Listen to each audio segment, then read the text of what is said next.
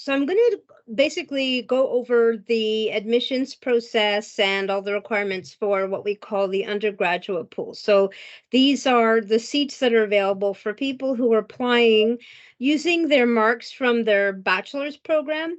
You can apply as an undergrad candidate anytime. You can apply starting in your third year because you need to have 2 years full-time under your belt before you can apply.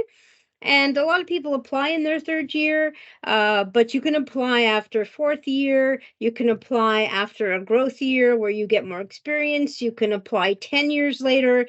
Your marks don't expire. And you can also apply as part of the undergrad pool, even if you have a master's degree. It's all about what will sell you the best, and we'll talk about that as we go.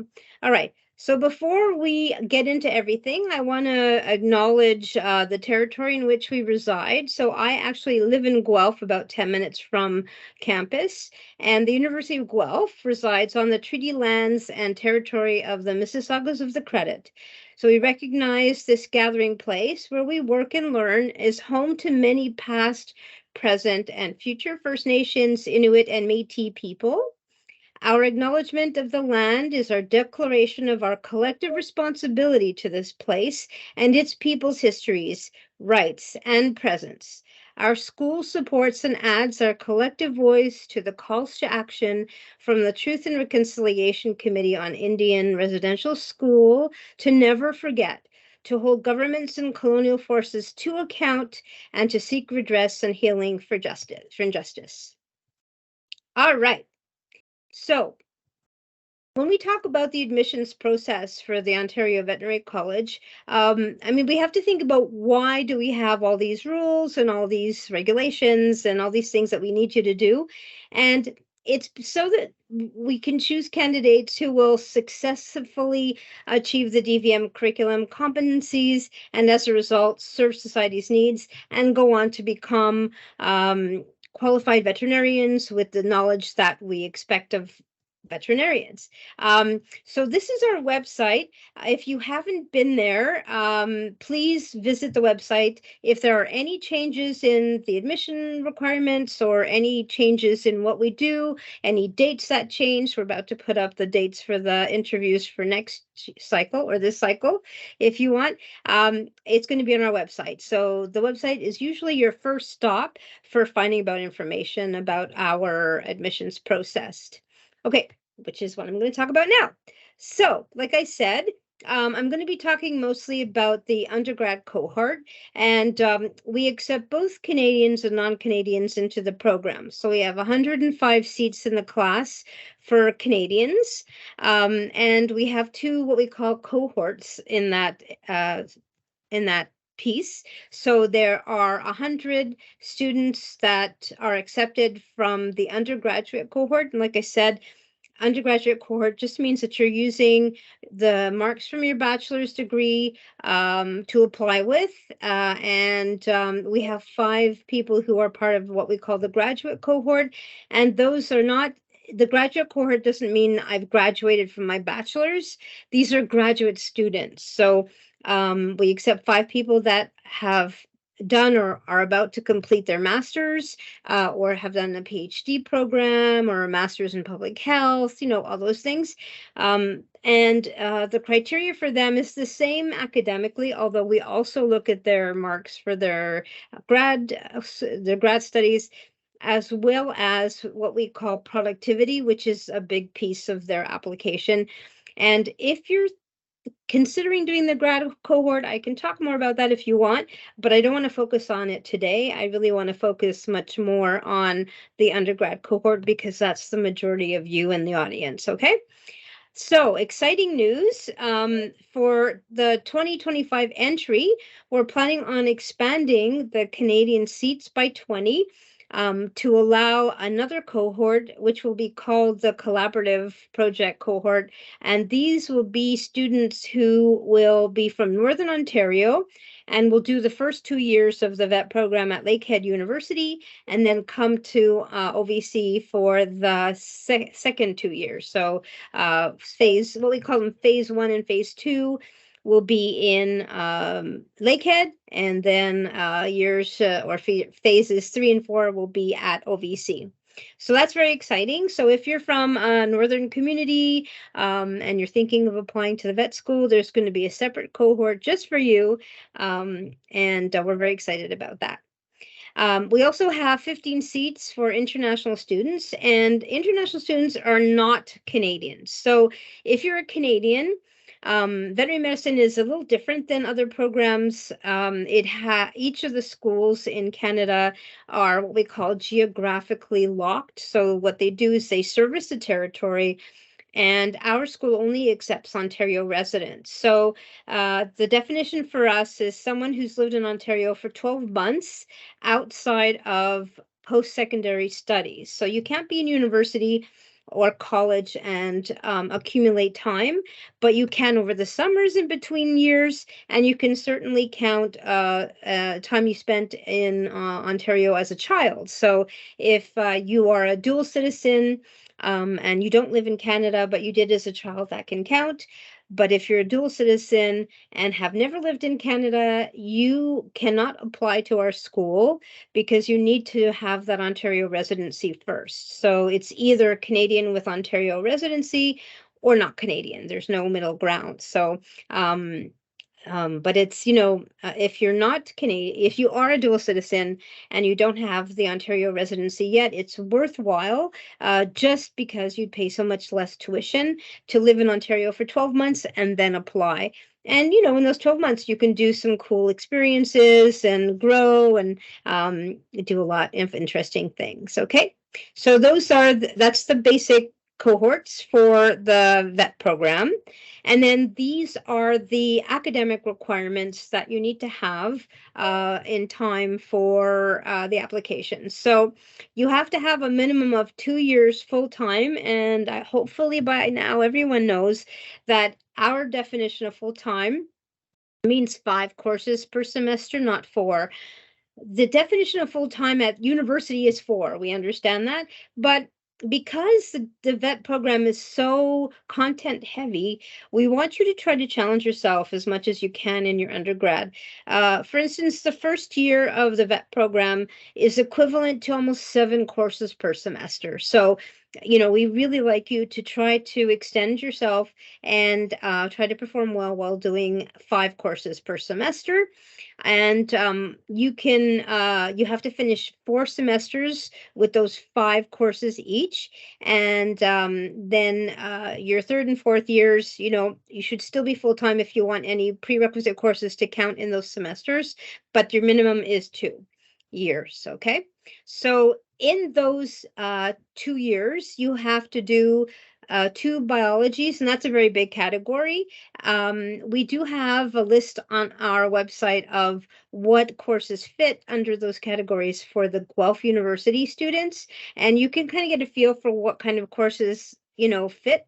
If you look at those, you need to have 1 cell biology, and the cell biology, it doesn't have to be called cell biology, but it has to, we're looking for you to have understanding of organelles and how they work and how they look under the microscope and all those things. And that and all these courses actually are in preparation for first year of the vet program.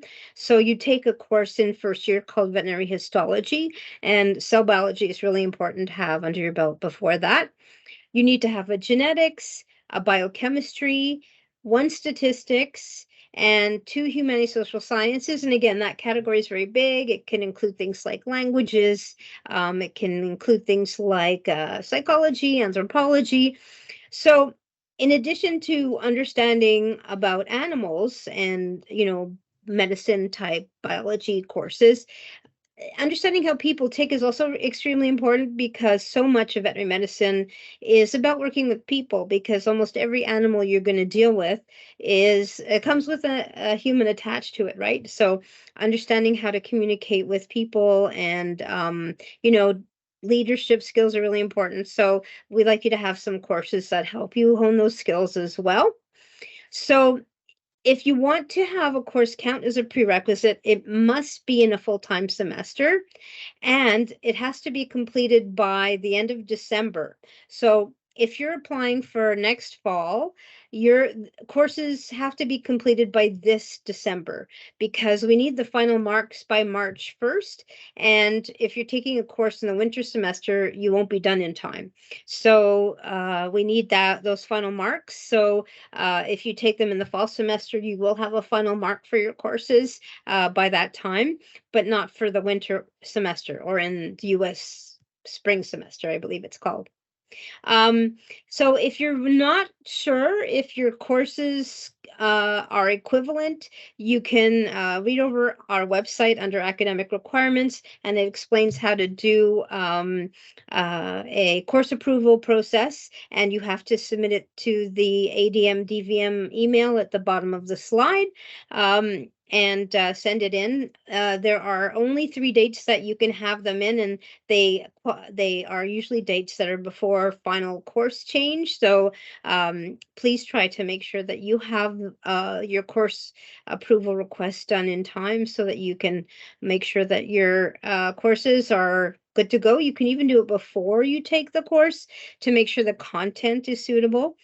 And please read over our website. Again, I can't stress this enough because there's a lot of rules around the courses, including what we call the 60/40 rule, and that you can't repeat courses if you've passed it. So please make sure that you're aware of all the rules, because I don't want you to be disappointed. And I'll show you how things work, but marks are a very big part of admissions. So if you need help, please get help. Like, there's lots of services available at all the universities. Please reach out if you're struggling for any reason. Get support if you need it. Okay. In addition to the courses and all the academics that you have to do the Casper assessment. So I put the website on here, and it's a QD Insight, but just, Google Casper assessment and it'll come up. And I looked on the site for this year, and the last date to take it for fall entry 2024 is January 25th. So again, we need the mark for your Casper by March 1st for this cohort. So end of January is usually the best, like the last date they'll give you to guarantee that we'll get the mark in time, because it takes them a little time to process all of the results. There are a few dates left until then. You don't have to do it on the 25th. You can do it before. There's some tests coming up. And I put this in bold: do not wait for winter break, because that happens every year, that I get calls from students who are pretty upset because they waited until the February winter break and there are no tests available to them anymore because it's too late. So please do not wait until the February winter break to take the Casper.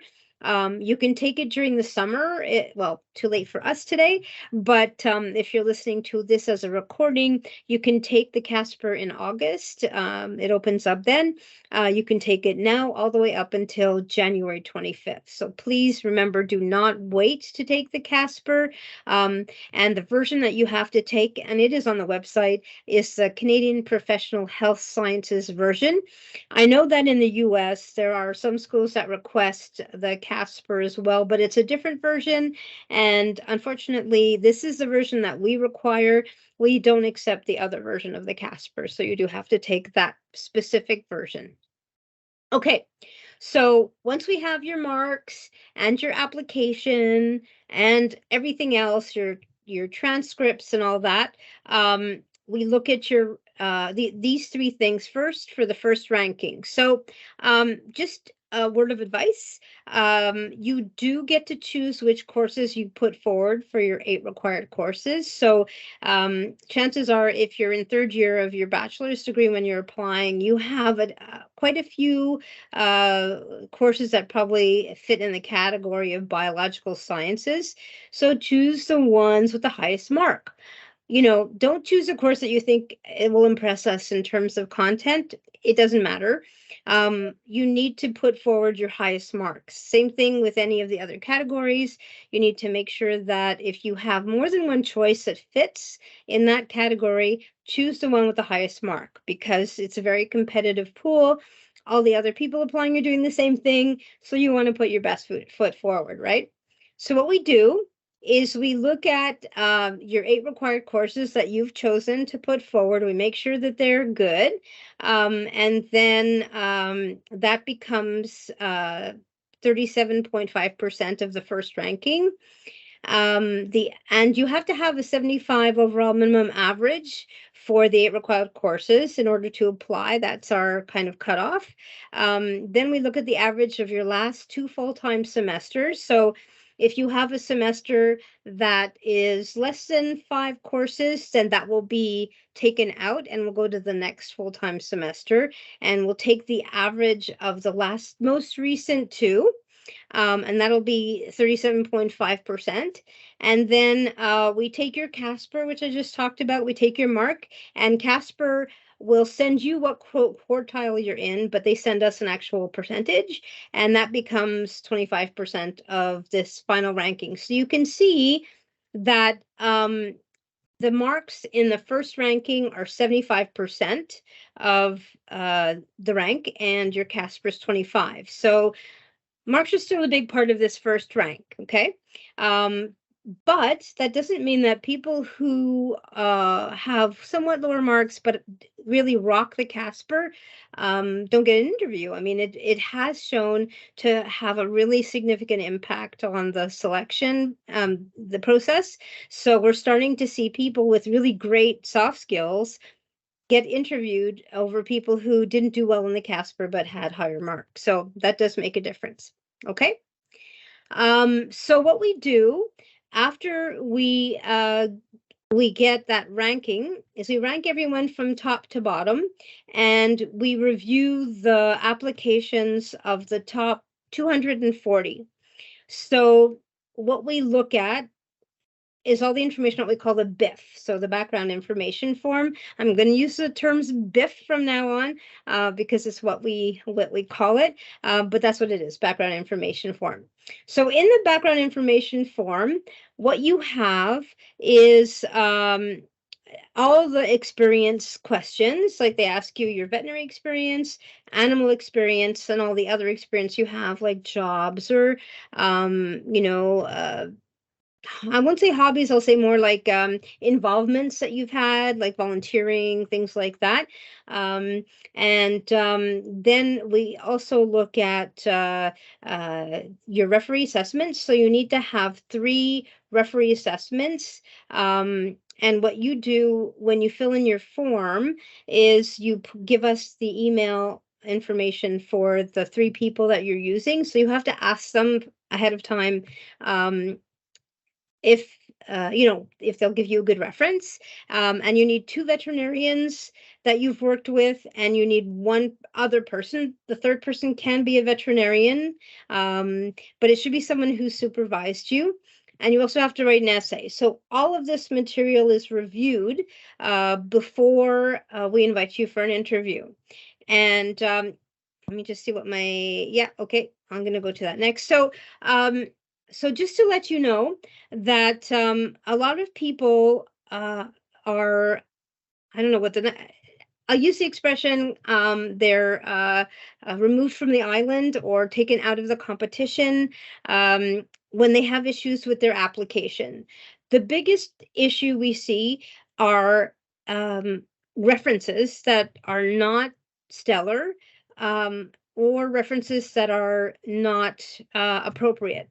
So an example of an inappropriate reference is a reference that the person didn't know you well enough to assess you. So let's say you've been working with a veterinarian for a week or 2, and you ask them for a reference, and they go, well, I don't feel that I know you well, but you insist. So they send us the reference, but it says, I don't know them very well. That's not a good reference for us. We want them to be able to assess you really completely. So the assessment piece is actually, there's a grid that they fill in with 16 different character traits that they assess you on, and a letter to go with it to explain to us, why they ranked you really well in some areas, other areas were not so high. And sometimes, in that 16 characteristic grid, we'll see a mark that says, one of the categories, for instance, is ability to take feedback, okay, or criticism. And if someone wrote down no, terrible, they don't listen, they don't respect other people's opinions, that's a flag for us, right? And we discuss it at the committee level, and we may decide not to invite you for an interview based on a negative reference. So be very careful about how you ask for your references. Make sure that the person you're asking commits to giving you a great reference and that they know you well enough to be able to assess you properly. So that's really key for the application.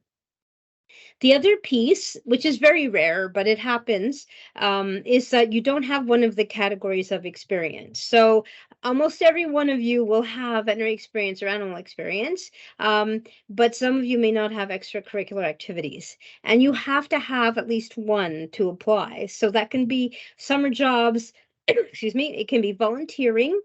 It can be a sports team that you're part of or coaching. It can be, tutoring someone, something where you're working with people, because we want you to have honed those skills too.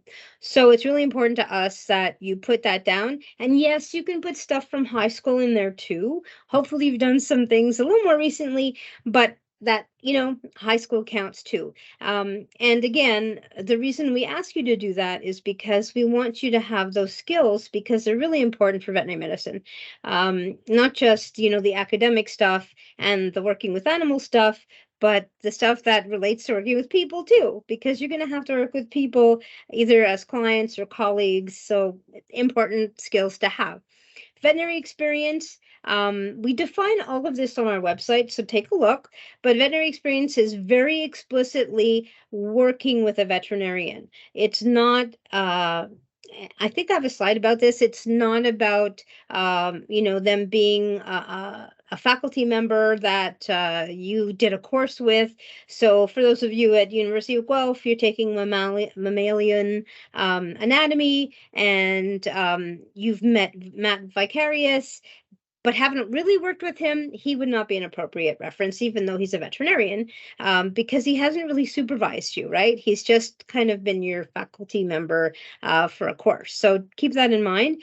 And animal experience is all the other stuff that you do with animals to gain experience in animal handling, because you'll be doing that right away in first year, and kind of learning a bit about their behavior, maybe a bit about some of the different medical conditions different animals might have. All this is for you, like it's to serve you well in the vet program. And our message is it's good to try different things, because then you'll find out what you like and what you don't like. And by no means does it have to be clinical experience, right? So when we say veterinary experience, we say working with a veterinarian. It could be in the pharmaceutical industry, in government, in research. Every big university has a lab animal facility, and they usually have a veterinarian that takes care of lab animals. So that's another area you might try to volunteer with. And if you haven't already, big suggestion from my part is for you to start logging everything, and have a diary with all of the things that you're doing, the number of hours, some of the stuff that you've learned, an interesting case that really impacted you. All that will be useful when and if you're invited for an interview. So this is the interview. So we do virtual interviews. It's much more accessible for people. You can do the interview pretty much from anywhere in the world, as long as you have good Wi-Fi. And what it is, it's about half an hour, and it's 4 stations. Each station is a different question. So you go in, it's run on a platform called Kira Talent, and you go in, and the first thing you see after the welcome is you'll see a question that you'll have 2 minutes to read and kind of think about. You can have a paper and a pen handy to make notes to yourself about what you want to say. And then after 2 minutes, your interviewers will pop up. So you'll have 2 interviewers, and they will be veterinarians or faculty members from OVC. And then you get to answer the question. It's not interactive. They're just going to sit and listen to what you have to say. So at first it's a bit strange, but that's how it works. And you just kind of talk, and you have, I think, up till, I'm trying to remember, I think it's 5 minutes for the answer. So each station is 7 minutes, 2 minutes to view the question and think about it, and then 5 minutes to respond. And all of the questions are about you, about your path, about things that happened along the way. So there's no studying really to do for it. There's no right or wrong answers. It's all about how well you can respond to the question, how fulsome your answer is, like talking about all the factors involved, and being able to justify what your opinion is one way or the other. And just to let you know, we interview the top 200, and the week that we're going to do the interviews for the next cycle is the week right before Victoria Day weekend, which is the week of May 14th. Okay. So this is a summary of the selection process, and I'll stop for a minute and take some questions about it. So you see all of the applicants, and each year it varies, 400-ish, 500-ish students apply. And then the admissions office goes through everything, makes sure that you have all the prerequisites, that you have the minimum average, and that all your courses are good, all that stuff. And then we do that ranking where we talk about, the 8 courses, the last 2 full-time semesters, and your Casper. And then we review the top 240. And then the top 200 after that process gets invited for those virtual interviews I just talked about. And then that interview becomes 35% of the final ranking, and that initial Marks and Casper score becomes 65% of the final ranking. I know, kind of confusing. And then everyone's re-ranked. So again, if your marks are not at the top, but you really rock the interview, you can still get into the class. And the top 100 people after this process are invited into the class. So that's how that admissions process works. But the one thing I want you to keep in mind is that marks, they used to be much more, but they're still a big chunk of the final picture, right? So if you do the calculation, they're just under half the final ranking.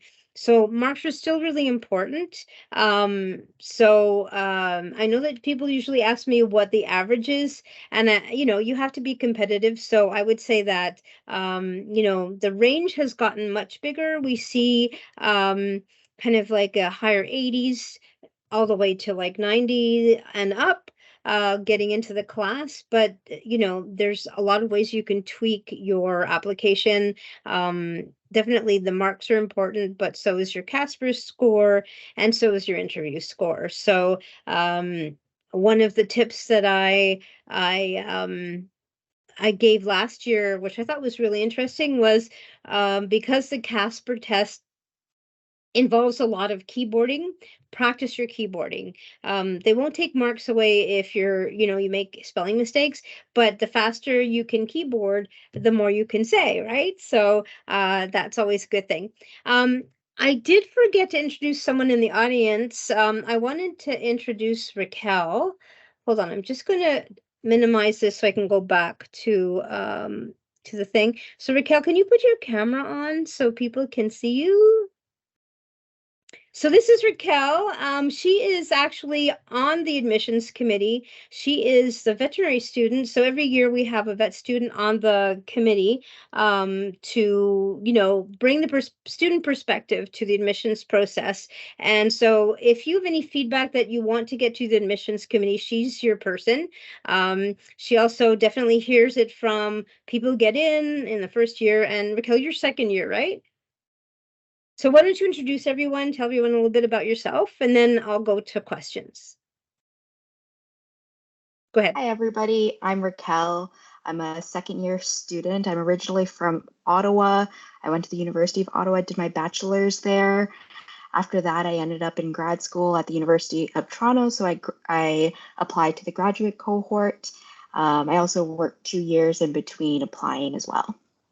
And now I'm here. Excellent. Thank you, Raquel. And if there's anything you have to add to anything I say, just raise your hand. I can't see your hand when I'm presenting, so that's why I took down the presenter thing right now, but I'm going to go back to that slideshow. So I'm going to go to the chat, and I'm going to see, oh my gosh, there's a lot of stuff in there.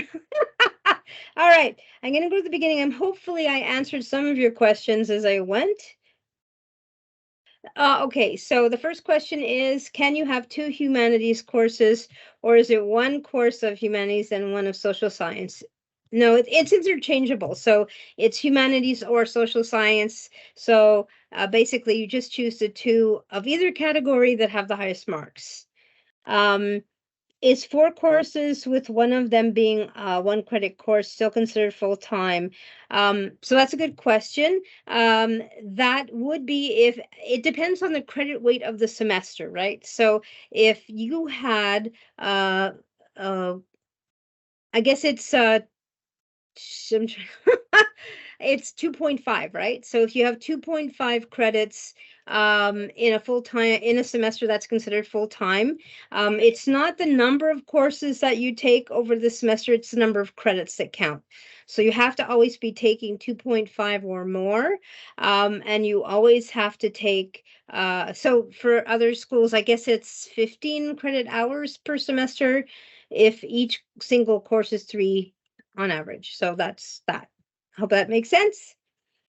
Is it possible to get in with a low Casper score? Is there a threshold? We don't take you out if you don't do great in the Casper, but again, because it's part of the first mix, you'll be lower ranked, perhaps it'll impact. But the answer is yes. If your marks are really great and you really do well in the interview, you can. I'm just trying to give pointers as to, how to maximize your chances of getting in. Okay, is obviously looking at the video response section of the Casper. We just get your mark. We don't look at your videos. So I don't know if the answer is yes or no to that. If your video is part of the scoring on the Casper Scott side, they will look at it, but we don't look at your individual videos. This past summer, I stayed in Ontario and had a part-time job while taking 2 summer courses. No, that's not residency. You cannot be in courses. You can not be taking any courses if you want residency to count. So sorry. Can I apply next year with winter 24 and fall 24 classes? Yes, that is correct. So if you're applying for fall 25 entry, all of 24 classes would count as long as they're full-time and everything else is done, right? So just remember you have to follow the rules. How many people apply each year? I did talk a bit about that. It's variable. I think the highest is maybe like 500-ish for the 100 spots. Can the veterinary references come from the same clinic? Absolutely. Is that a minimum number? Sorry, no, referees.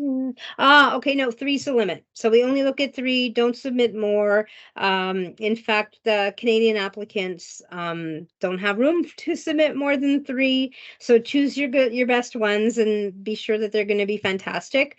The ones that apply from US international applicants, they go through another online system, which allows you to put in, I don't know if there's a limit, but I know that you have a lot more choice in terms of the number of references that you can put in, but we ask them to tell us which ones they want to put forward for 3. So we will only read 3. Okay, so if we get an interview but then get rejected, is our BIF references and experience still good? Yeah, I think so. It's if you get to the interview stage, that means that you've passed all of the checks and you haven't been taken out of the competition, but you just weren't competitive in the end. So remember, what I want to let you know is that there's a lot of competition for this. I mean, you're competing with a lot of amazing people. Everyone who gets into the program is amazing. Raquel's amazing. Um, you can tell me when I said that, by the way. And everyone has such amazing backgrounds and variety and marks, and so it is competitive, but that doesn't mean it's impossible, right? So please don't take it to heart if you don't get in on your first try. It just means that someone, 100 other people had just a tiny bit more of something. And it's all relative, right? Like, you could make a fantastic vet, you just weren't as competitive in that particular competition. And when you get rejected in the cycle is, when you know that you need to do work. So if you're rejected before the interview stage, it could either be marks, or it could be a problem with your application. If you're rejected after the interview, then you know that you were within the top 200. But every little bit that you tweak will help. So a little higher marks, or a little better Casper next time, or a little, better in the interview will count as well. So all those things are good, but it does mean if you do get an interview, you're correct that your experience and your interviews, your referees did not hold you back. So that's a correct assessment. Okay. Why was the sample BIF and the sample reference letter questionnaire paper taken down from the website this year? You know what? We revamped the website, and it probably was just lost in the shuffle. But thank you for that reminder. I will write that down. Raquel, could you make a note of that and remind me after the meeting, because I probably will forget until I finish this meeting. But yes, we will definitely look at putting that up again. That's a great point. Thank you for bringing that up. That's good. Thanks, Raquel. For extracurricular activities, do school clubs count? Absolutely. And do we list all of them, or do we specifically have to pick only one? Well, if for the extracurricular, and I think for all of them, you have a limit of 6 entries, right? So you want to put in the ones that are the most impactful. So again, I would say keep blogging all your hours. If you have a particular club that you played a big part in and you did a lot of work with, then I would definitely put that in before ones where you were just a member. Keep in mind too that the goal of asking you about your extracurriculars is to see how you've honed your skills. So if you were a member of a club and you weren't really active in it, then that's not really what we want. What we want is you to tell us things you've done, not things that you've just, gone to their events. Okay. So keep that in mind. Can animal experience be an online job that impacts animal and vets? Ooh, that's a good question. I would say yes. Would a vet tech with whom you've worked in a professional setting, but they were not supervising you, be able to act as an appropriate non-DVM reference? Absolutely, and we get lots of those. Or should your reference be directly supervising you? Well, keep in mind they have to fill in that grid and they have to write a letter, right? So they have to know you really well. As long as they have that, knowledge of you, then I think that would be a good idea.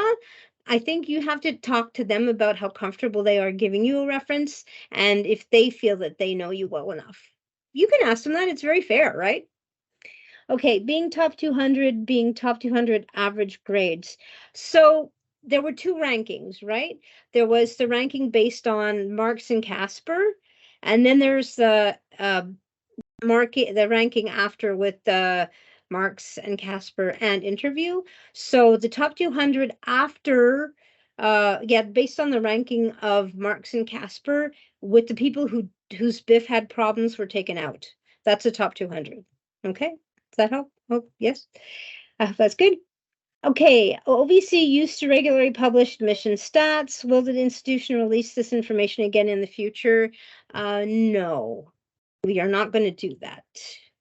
You mean entry 2026 or 2025? Eleanor, can you turn your mic on and clarify what you're asking?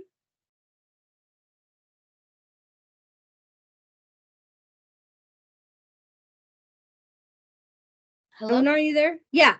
Hi. Okay, so what I meant is, okay, I want to apply next year to be getting into the 2026 class. Okay, so that's 2 Like, years from now. Like right now. So right now the competition is for entering in fall 24. So there's okay, let's talk about deadlines, right? So the first deadline is December 1st, and that's when you put your name in the hat kind of thing to apply, and you pay your application fee. For everyone who's at University of Guelph, it's the internal transfer form. And then if you're not at University of Guelph, then you do the Ontario University Application Center, or UAC, right? Just like you would have applied to university how many years ago if you're in university. So that first deadline is December 1st. So you have to have that done by December 1st. So that would mean that if you're applying for fall 24, it's this December. If you're applying for fall 25, it's next December. And then if you're applying for fall 26, it's December 2025. Does that help, Eleanor? Yeah, that helped. Thank you. Okay, yeah, I know it's lots. Okay, so that's the first deadline. Good question. I didn't really talk about deadlines, but I can certainly do that now. The second deadline is the one in February. So February 1st is the deadline to submit your background information form. And that's that document with you put in all your experience, you write an essay, and you also give us the contact information for your 3 referees. And the thing is that you can start doing that as soon as that opens. So once you apply to the vet school, and you can do that in October. I think it usually opens in October. Raquel, do you remember when UAC opened? Because you applied through UAC, right? I don't remember. Sorry. I think it was October. I think it usually opens in October. So you have October, November, and pretty much till the end of November to apply through UAC. And then once you do that, you will be assigned a University of Guelph ID with your University of Guelph email, which will be the main way we communicate with you. And on your, like as part of your University of Guelph login, you'll have access to what we call Web Advisor. And on Web Advisor is where they put the background information form for you to fill in under documents, I believe. And Raquel, please correct me if I'm saying this wrong. So what will happen is you have access to the background information form, even I think as early as January, and you can start filling it in. And maybe even December. I can't remember when it opens, but you can certainly start filling it in. You don't have to wait until February 1st to submit your background information form, because the sooner you submit your form, the sooner your referees will be emailed and asked to fill in their part of the the references, right? So, if you wait until February 1st to do it, then that means that your referees only have a month to do the referee assessment. But I mean, a month for a busy vet, especially during heartworm season, may not be the best. So you want to give them as much time as possible. But hopefully, we'll give them a few reminders, and you can certainly remind them too. You'll be informed when we get their references, so you can keep track of that. Awesome. Thank you. You're welcome. All right. So Molly, good question. Can CEGEP courses count towards prerequisites? So interestingly, I know what CEGEP is about because I went to CEGEP. But in Ontario, I think CEGEP is considered college level.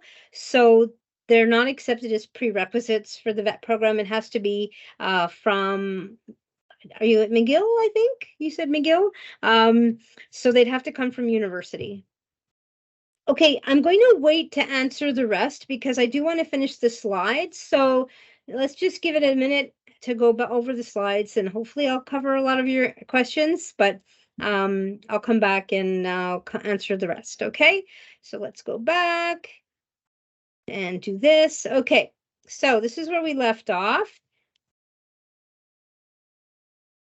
So these are, and I think a lot of the questions that you've asked are also from here as well. So, the academic part of the application is incredibly important.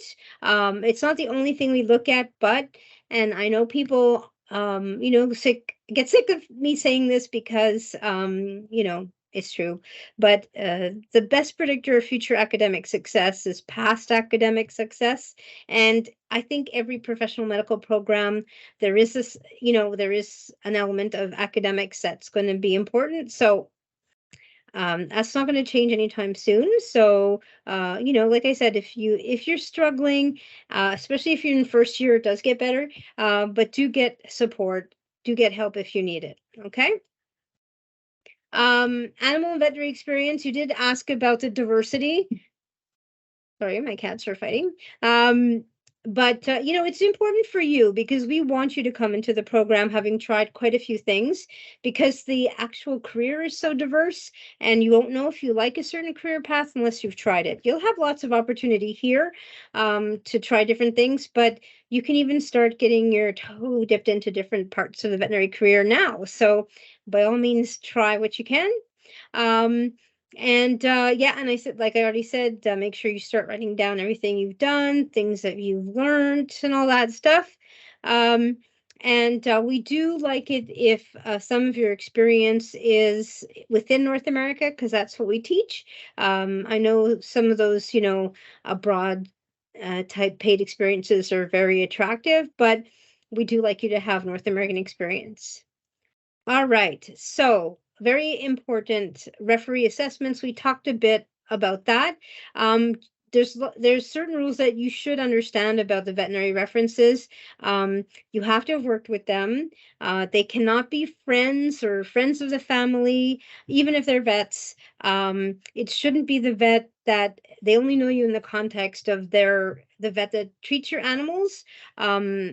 They can be the one that treats your animals if you volunteered with them as well. Okay, so that piece is really important. You have to build a relationship with your veterinarian, and be sure that you ask them if they're comfortable giving you a really good reference. We want your references to be stellar, right? So make sure that they're comfortable. And if they're not, if they hesitate, do not pursue it. Find someone else. And if you can't find two vet references that you feel would be really good, then maybe wait a year and have a growth year and get more experience, and then apply then. Okay. All right. So the personal statement, this is what's on VMCAS, which is the international student application. Ours is very similar to this. So I'll let you take a minute to read it over, but really it's not any medical knowledge that you have to have. It's really about your path into veterinary medicine and, kind of what impacted you along the way.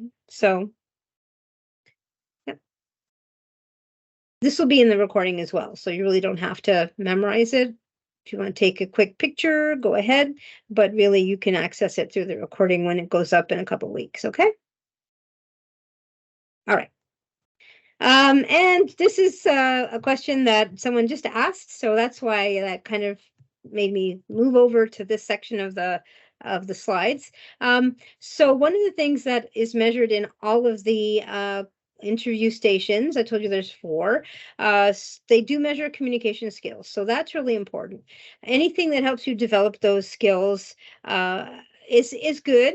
And I think, there's lots of pointers out there. The Future Vets Club does have a session around how to doing well in the interviews, and they do mock interviews as well. So you can always join up. You don't have to be at the University of Guelph, like I said, to be a member of their group. And I can put the email in the chat if you want, or I think Amanda or Sydney, you can put the email for the Future Vets Club in the chat so people can email if they're interested in becoming a member. And I would also keep a copy of your background information form so you can reread it and refresh your memory as to some of the things that you put in there. Look over your notes that you've been taking all these years about some of the great stuff that you learned. Yeah, and like I said, keyboarding for the Casper was a good one. One of the things that a student pointed out a couple of years ago was to have a sticky beside the camera on your computer, so that you'll be looking at the camera when you're answering the question. So it makes it like I'm doing right now. It looks like you're actually looking at the person you're talking to rather than to a little light on your screen. So that helps. I mean, it looks like you're really actually engaging the person. So another tip perhaps for you to do the interview, but certainly you won't get marked lower if you're looking down like I tend to do. Okay. You can apply 4 times to the vet program, and you can apply either, like, it doesn't matter. You can apply as an undergrad cohort or a grad cohort if you fit the bill. It all depends on, how you're most competitive. If your marks are really good, then even if you have a grad degree, you might consider still going through the undergrad cohort. Grad cohort is much more focused on something called productivity, which means you have to have publications and presentations. So if you've done a course-based master's, this may not be the cohort for you. So just keep that in mind. And the other thing is that, if it turns out that down the road you don't get into OVC, you can still become a veterinarian. You can apply to another Canadian school once you get residency there, but be careful because all of us have different admission requirements. You can apply to schools that are international as long as they're AVMA accredited. It is obviously going to cost you more, but OSAP will help you with that. And the Future Vets Club, I know I talk about them a lot, but they do have a lot of online presentations from international schools, so you can find out about their admission requirements. And I'm sure if you're part of a Future Vets Club at another university, they do the same thing. So also a good plan. Network with other alumni in Ontario. The website for all licensed veterinarians is cvo.org, and you can look them up by specialty. You can look them up by geography. So if you're looking for someone who's, say, a veterinary dairy veterinarian, you can find them. And then, people love talking about their path and their work. Feel free to email them and say, hey, I saw Elizabeth Lowenger at OVC told me I should look up vets I'm interested in, and, do an information interview with them. So by all means, feel free to reach out to them. And yeah, like I said, the Future Vets Club's a good resource, and this is me. Okay, so that's my email. So feel free to email me and ask me any questions if they're not answered tonight. So let's go back to the chat. I'm going to close this. Oh, and then open this. All right. Okay, so let's go back to the messages. Wow. All right. I have 2 HROB. Want to decode that for me? Vanny, are you there?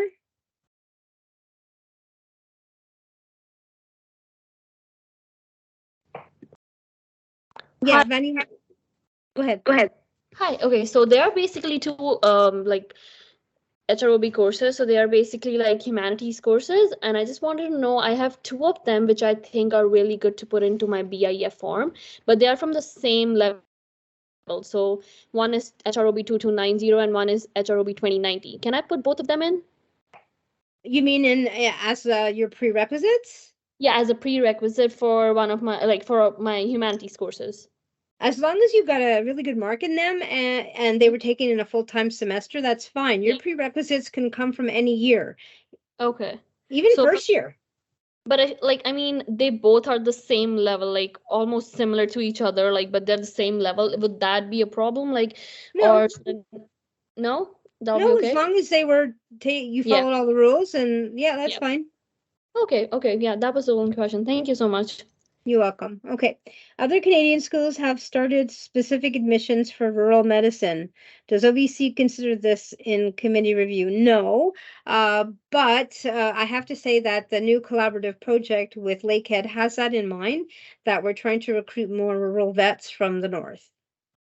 So I should say that we don't tend to focus on trying to recruit people that are going to go into large or small or mixed. What we do is we recruit, and then once you're in our program, we try to promote those careers for you so that we see that people, even when if they come in thinking that they're going to be small, once they start working with cows and horses and stuff, they love it, so they switch. So that's what we want to do. We want to make sure that you get exposed to all kinds of careers so that you can make a more fulsome choice, that's the right word, and really kind of go, oh, okay, I didn't know this was something I would enjoy, and I love it, so I'm gonna do this. So that's kind of our approach to that.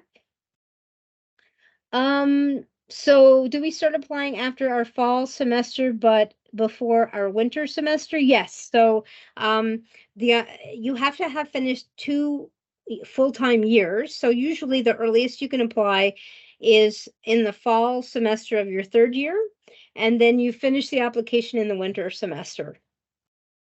Hope that's clear. We have okay. So Holly put something in there about that the Future Vets Club, so on in the year, where we get DVM students who did well on the interview to give tips personally if you're looking for more details. Okay. Can we meet with you or someone to make our application stronger? No, this is why I do this session, because there's no way I can meet with all 500 applicants each year. And so I do a session just to give pointers about how to make things strongest. And after this session, hopefully you have all the tools that you need. If you have questions about something you may not understand, I'd be happy to answer them, but I will not review your application and give you tips on how to make it better. Do the 3 references count towards the interview section? Not sure what you mean, Kyle. Can you turn on your mic and explain that question?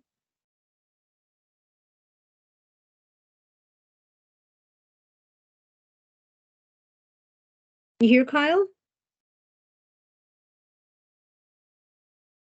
Can you unmute yourself?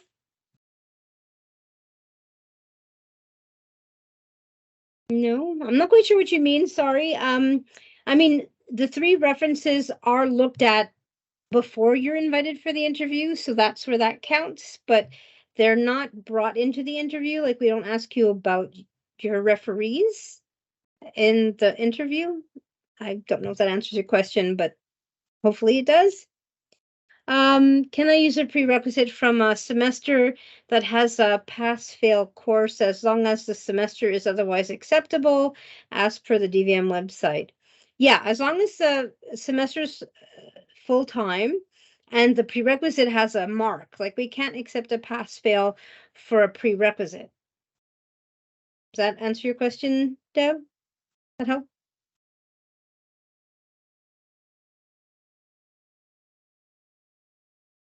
Yeah, thank Okay, you. Kat, good question. Is there any way to practice for the Casper? I do think they have on their website, they do have some trial ones that you can do. Like trial, I think it's 90 minutes, but it's scenario based, so they give you the opportunity to try a couple of scenarios. Okay, Sarah, do courses taken over the summer count towards the academic requirements if they're in full time? So same thing, if you want a summer course to count, you have to take it with 4 other courses over that summer semester. And if that's tough, then like if it's difficult, then what you need to do is you can mix it with online courses. So if you can't take all of them at the university you're at, then you can mix it with online courses, either from the same university or another university. Okay, so I'm gonna say start and finish within the same semester. Okay. I did not understand completely the Ontario residency. If you are a Canadian living outside of Ontario, do you still need the residency? Yeah, of course.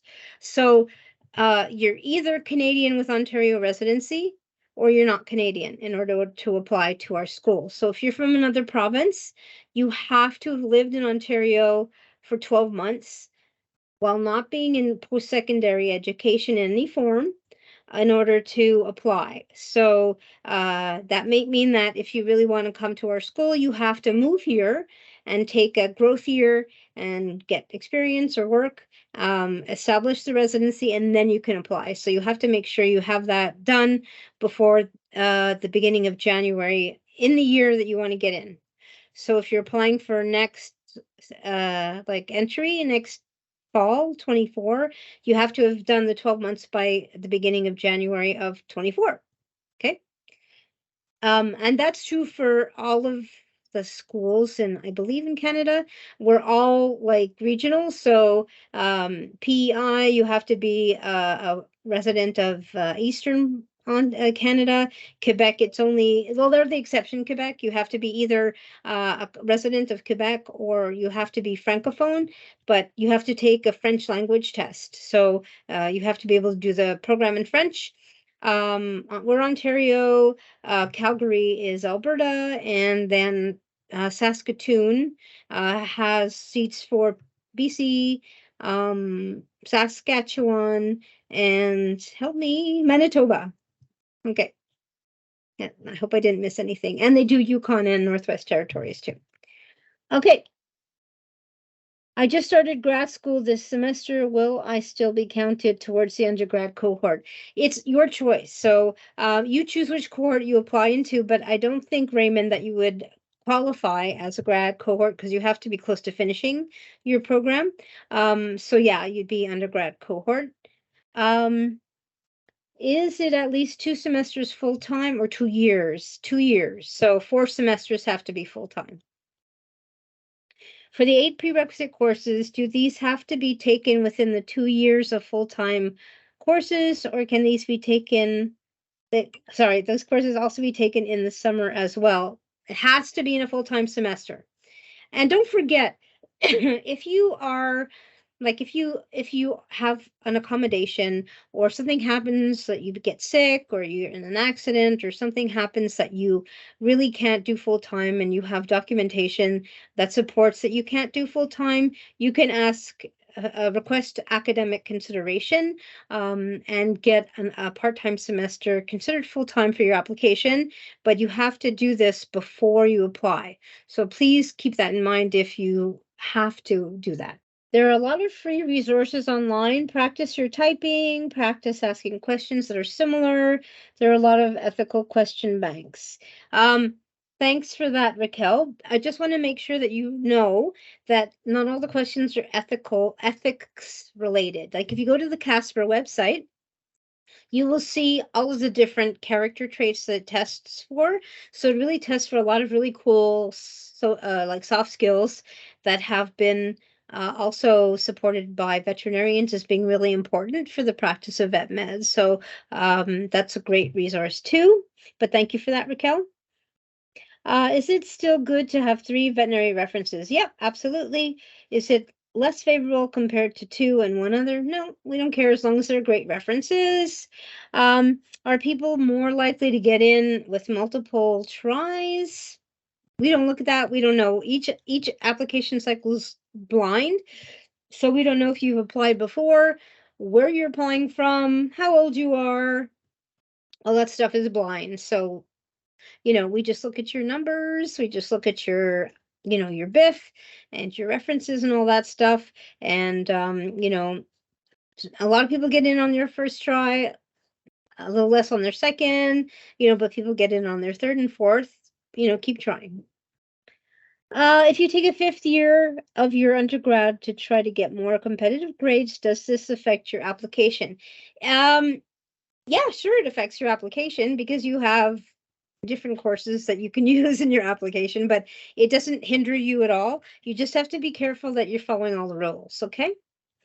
Until what date is it possible for us to take the Casper exam for fall 2024? Okay, that was in my slides. I don't know if you missed it, Malika, but it was January 25th of 24. Okay, so Nadia, I did say that you can apply anytime, even 10 years out, with your undergrad marks. They will not expire. If you take a year off, then that's great for you. You can do more experience. You can get some more, stuff to put on your BIF. That's the only difference, but it won't affect your application. And you can continue to gain experience if you want and apply 2 years out, 3, doesn't matter. You mentioned that we shouldn't retake courses that we passed if we fail to get in due to grades. What do you recommend to do? Take other courses. Yes, you have to take other courses. So the rule is you're not allowed to retake a past course. If you want to retake that category, so let's say you took a genetics course and you got a 60 or something in it, and you certainly don't want to use that mark to apply with, then you would take the next level up. So you'd have to take a genetics, let's say a 3rd year genetics instead of a 2nd year that doesn't have an overlap in content and potentially is has the 2nd year course as a prerequisite for that 3rd year course. Okay, just be careful about that. Can a referee be from a coach? Absolutely.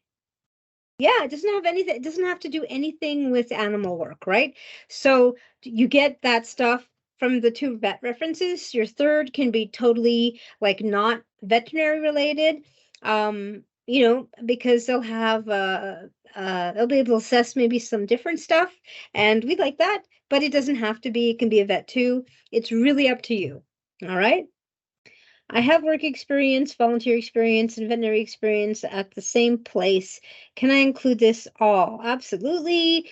All of this was also working with animals. Should it be included in animal experience or extracurricular? So all of the above. So what you do is make sure you track what you do each time and how many hours, so you can claim it in each of the categories. I don't know if the VMCAS international one allows you to do it, but in the BIF, definitely. So when you work at a vet clinic, you'll do animal experience, you'll do vet experience, you'll do extracurricular. So for the extracurricular, do it all as one, for all of the reception and the people stuff, and it can be, and if you're paid and you do volunteer, just keep it all under job, and you can just put that all the stuff that you did in both. That's fine.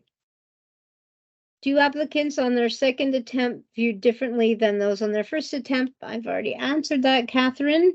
We don't know that you did apply before. Each attempt is seen individually. We don't even look at past stuff. Can the non-vet reference be from someone that used to be in my high school teacher that I now do farm work for? Yeah, sounds great. If you realize you made a mistake on your previous application from last year, could you fix it this year without being a red flag? Sarah, we won't look at your last one when we look at this one, so we won't even know. Can you use a course taken in summer school for one of the 8 requirements? Will it be considered differently? Like I said, it has to be in a full-time semester, so as long as you took 4 other courses during that summer semester, that could count. But you have to make sure that you followed all the rules, right? Am I able to defer a year after getting accepted? We do allow that, but only for what we call compassionate reasons. If the reason you want to defer is because you want to backpack through Europe, no. If, for instance, and this has happened, we had a student whose parent was diagnosed with cancer between the time they applied and they got accepted. So we gave that person a deferral. And there's other ones like that. So if it's really something that's, not a choice thing, then you can ask for a deferral and it will be considered. But if it's just because you've decided to cruise or something like that, then probably not. All right. Can volunteering, not working at an animal hospital under a veterinarian supervision count as veterinary experience? Oh yeah, that experience doesn't have to be paid. That's why I say job shadowing. So you don't have to be paid to do veterinary experience. You definitely need to have that kind of experience, but it doesn't have to be paid. Yeah, thank you, Raquel. I see that you've answered my question. So Liz asked about the grad pool and the major difference. So, I just wanted to make sure that you understood that the grad cohort doesn't mean people who graduated their bachelor's degree. Grad cohort means grad student cohort, which are students that are close to completing their master's or PhD, and they want to apply using the work they've done in their grad degree. One of the things that we look at as part of that criteria or that cohort is productivity. It's a big part of the application, and those are things like published articles, papers, presentations at conferences, things like that. So a course-based master's may not be the best option for that cohort. But even if you've done a master's degree, you can still choose to apply through the undergrad cohort. It's your choice. You just choose which cohorts, markets you better. The other thing that's different is that the application is a bit different for the grad cohort, and you need to have 4 references instead of 3, 2 from vets and 2 from people who have worked with you or know you in your research. Okay, does that help, Liz? Does that answer your question? Let me know. Yes. Okay, awesome. Can you apply in your second year of undergraduate, or do you have to be fully completed 2 years? So part of the entrance requirements are that you have finished 4 full-time semesters. So that means you're usually in 3rd year when you can apply for the first time. Because in the US, the application cycle starts in the summer, you can actually be between your 3rd and 4th, your 2nd and 3rd year when you start applying, but you still only get in after you finish 3rd year. Okay, we only have 5 minutes left, so just going to be aware that I may not get to your question, but certainly you can always email me at the vet med email, and I will answer your question. For international students, does living in Canada for high school count as living in Ontario at least 12 months? Okay, so Minju, if you are not Canadian, it doesn't matter your residency because you're an international student. The residency issue is only for Canadians. So if you plan on being Canadian, or if you're a permanent resident, the answer is different. So then, yes, that would count. But so can you unmic yourself, Minju, and let me know what your situation is? Yes, so I am an international student right now. Okay, so you're not Canadian, so then No. the residency, we don't worry about it for you, and you apply through VMCAS, right? Which is a different system, unless you're going to the University of Guelph, which is a bit easier.